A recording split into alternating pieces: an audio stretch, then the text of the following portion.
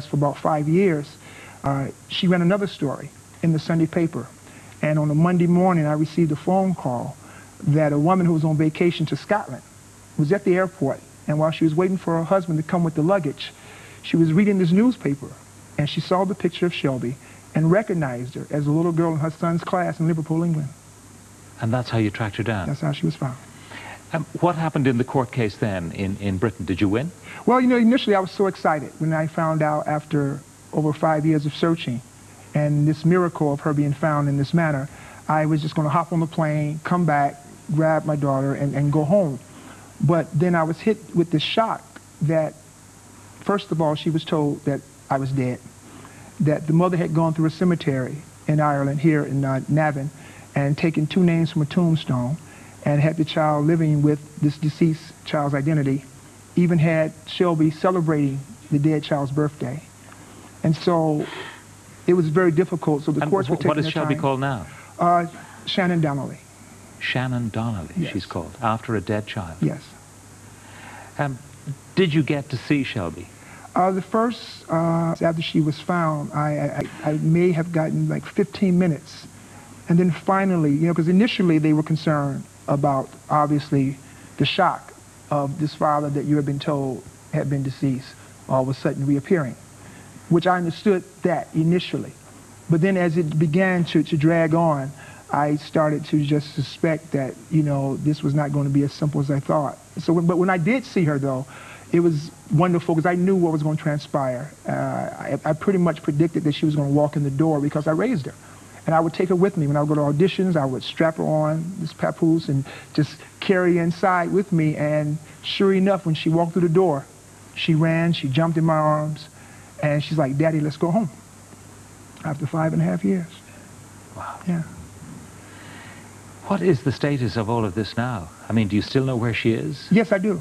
I do know where she is, but the difficulty I have found is that England, for the most part, has been to men like Saudi Arabia has been to women when it comes to their children. There's a very active campaigner for the way men are treated in the family courts, for instance. Right, exactly. And he's trying to bring about change. And we're trying hard also because, you know, as a member, I'm a member of Fathers for Justice as well, and I understand the dilemma that these fathers go through. And the problem that we're finding with the English courts is that, you know, they're somewhat kind of biased in a sense towards the males. So you've got another case. I mean, you've won in the Irish courts, you've won in the American courts. Yes. What's going to happen? What's the next step in your legal battle? Well, the dilemma is that I don't think the English courts they're definitely not acknowledging the American law or the American court order.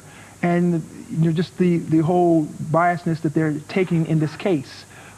Just recently where Catherine went into the courts and she asked, could she take Shelby on a 2-week vacation? Now, this is a woman that's wanted for kidnapping in America, who was gone for 5.5 years. It took a miracle to find her. The court allowed her to go away on the 2 weeks, but I have to see my child in the room, supervised, for about an hour and a half. And so it is maddening when you trying to make heads or tails of all of this, and I'm trying to explain to my daughter why we're locked in the room. And at the same token, I have to be very careful about what I say because this is her mother. As time moves on, though, and you spend so much time away from Shelby, I mean, she grows away from you. You don't know as much as you would know about her life, about how she lives, her friends, you know, what food she likes, all of those things. Yeah, it is frustrating, but the one advantage that I've been able to have is that Shelby's been able to, like, go to the video stores and pick up some of the movies that I've been in and things like that, so she's able to still see me without actually physically seeing me. But does she understand that you did not abandon her, that she was taken from you? That's the dilemma that we face now, because of the fact that when I do see her for that 90 minutes, she still then returns to the woman who is basically trying to save her own neck, you know, and that's very hard because now this child is caught in the middle that really has nothing whatsoever to do with her. Did you ever think of just abandoning the search? Oh, no. You know, no. Let it be. No. The child will be old enough to tell her mother what she feels in 3 or 4 years' time, and maybe she'll come back to you. There was never an option. Never an option. You have to understand, I think there's a difference between a parent and a mother and a father. Anyone can be a mother and father if you can reproduce. But to be a parent, it takes something special. And no parent is going to go through a cemetery and steal the identity of a dead child and force their child to celebrate this kid's birthday.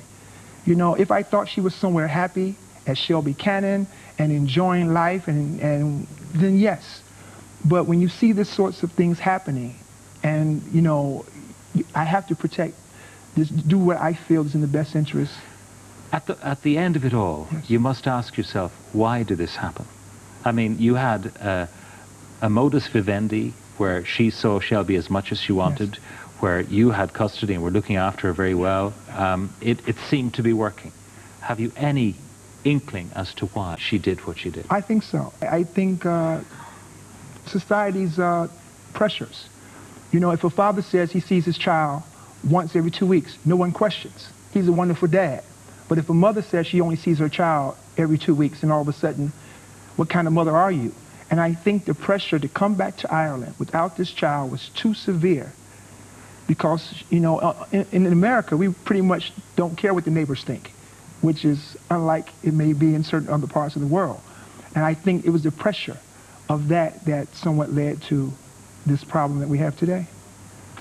Joseph, I can only wish you the best in your search. Thank you so much for justice. Thank you very much, Josef Cannon. Thank you. All right. It's a fascinating story, and I hope it has a happy ending for all parties that are involved in this.